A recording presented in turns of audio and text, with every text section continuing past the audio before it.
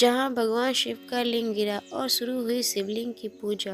दोस्तों, हिंदू धर्म में लिंग से जुड़ी हुई कई मान्यताएं प्रचलित हैं जो हमें आज भी हैरान कर देती हैं। उन्हीं में से एक पौराणिक कथा में से यह बताया गया है कि भगवान शिव का लिंग कटकर पृथ्वी पर गिरा था। तब से ही हिंदू धर्म में लिंग और योनि की पूजा होती है और भगवान शिव को लिंग के रूप में पूजने पर ही वह सभी भक्तों की मनोकामना पूर्ण करते हैं। आइए इस विषय में विस्तार पूर्वक जान। तो शिव पुराण एवं लिंग पुराण में भगवान शिव के लिंग रूप की पूजा के विषय में कई उल्लेख मिलते हैं। इन पुराणों में ये भी बताया गया है कि एक श्राप के कारण भगवान शिव का कट करके धरती पे गिर गया था। तब से ही भगवान शिव को लिंग रूप में पूजा जाने लगा। शिव का लिंग जहाँ पे कट करके गिरा था वह स्थान जागेश्वर धाम कहलाया। हमारे पौराणिक कथाओं में कहा गया है कि भगवान जागेश्वर धाम के निकट दंडेश्वर में तपस्या कर रहे थे। बीच सप्तऋषि की पत्नी वहाँ पे जब पहुँची और शिव के दिगंबर रूप को देखकर मोहित हो गए। सप्तऋषि अपनी पत्नियों की खोज में वहां पहुंचे। उन्होंने पहचाने बिना नाराज होकर शिव को पतन का श्राप दे दिया। पूरे ब्रह्मांड में उथल पुथल मच गई। बाद में देवताओं ने किसी तरह शिव को मनाया और जागेश्वर में उनकी लिंग की स्थापना की गई। मान्यता है तभी से शिवलिंग पर पूजा शुरू हुई। पौराणिक कथा का विस्तार इस प्रकार भी बताया गया है। तक्ष प्रतापति के यज्ञ में माता पार्वती आत्मदाह से दुखी भगवान शिव ने यज्ञ की भस्म लपेटकर दारुक वन के घने जंगल में तपस्या किया। इसलिए यह जगह शिव की तपस्थली के रूप में जागृत हुआ। इन्हीं जंगलों में वशिष्ठ मुनि अपनी पत्नी के साथ जंगल में कुटिया बनाकर जीवन यापन किया। बार भगवान शिव दिगंबर अवस्था में लीन थे।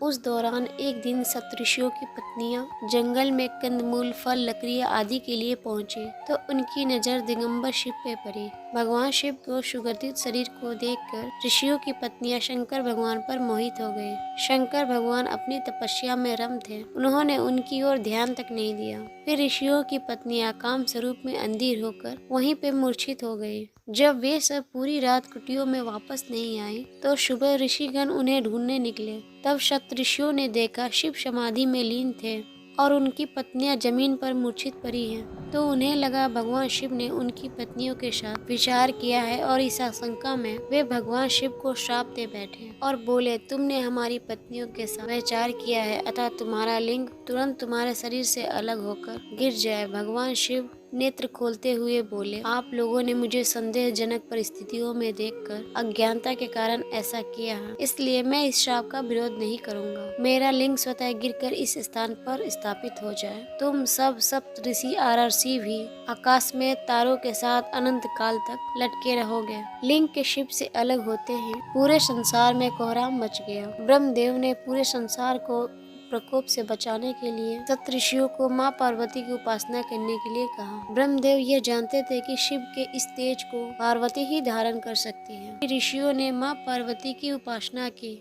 पार्वती ने योनि रूप में प्रकट होकर शिव के लिंग को धारण किया। इस प्रकार यह शिवलिंग की स्थापना हो गई। पौराणिक मान्यताओं के अनुसार सबसे पहले शिवलिंग का पूजन जागेश्वर से ही प्रारंभ हुआ। मानसरोवर की यात्रा पर निकलने वाले इस धाम की अर्चना करते हैं और फिर उसके बाद आगे बढ़ते हैं। यहाँ पे करीब 200 से ज्यादा मंदिर हैं। जागेश्वर धाम अल्मोड़ा से 29 किलोमीटर दूर देवदार के घने जंगलों में बीच में बसा हुआ है। इस धाम का प्राचीन काल से ही काफी महत्व है। पुराणों में भी इस धाम का व्यापक वर्णन मिलता है। यह धाम उत्तर भारत के एक प्रमुख शिव मंदिर में से है। मान्यता है कि यहाँ पर शिव जागृत रूप में विद्यमान है। यह प्रथम मंदिर है जहाँ पे शिव रूप के लिंग के रूप में पूजा जाता है और सबसे पहले आरंभ हुई। कई पुराणों में इस जगह का उल्लेख मिलता है। मान्यता है कि शूर नर मुनि से सेवित होकर भगवान भोलेनाथ यहाँ जागृत हुए थे, इसीलिए यहाँ का नाम जागेश्वर धाम पड़ा। ऐसी मान्यता है कि देवादिदेव महादेव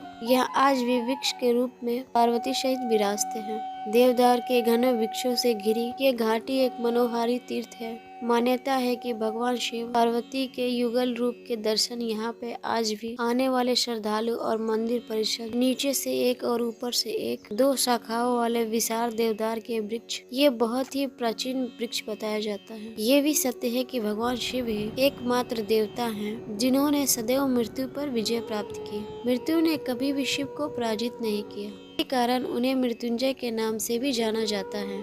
जागेश्वर धाम के मंदिर समूह में एक विशाल सुंदर मंदिर महामृत्युंजय महादेव जी के नाम से विख्यात है।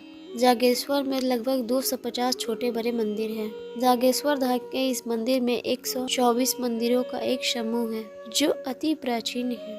इसके 4-5 मंदिरों में रोज पूजा और अर्चना होती है। सबसे विशाल तथा महान मृत्युंजय मंदिर यहाँ का मुख्य मंदिर है। इसके अलावा धाम में भैरव, माता पार्वती, हनुमान, मृत्युंजय महादेव, माँ दुर्गा के भी मंदिर विद्यमान हैं। इनमें से 108 मंदिर भगवान शिव और जबकि 16 मंदिर अन्य देवी देवताओं के हैं। महामृत्युंजय, जगन्नाथ, पुष्टि देवी, कुबेर के मंदिरों को मुख्य मंदिर माना जाता है। स्कंद पुराण, लिंग पुराण, मार्कंडेय आदि पुराणों ने जागेश्वर धाम को बखूबी बखान किया है। ये जानकारी आपको कैसी लगी कमेंट्स बॉक्स में जरूर बताएं और हर हर महादेव जरूर लिखें।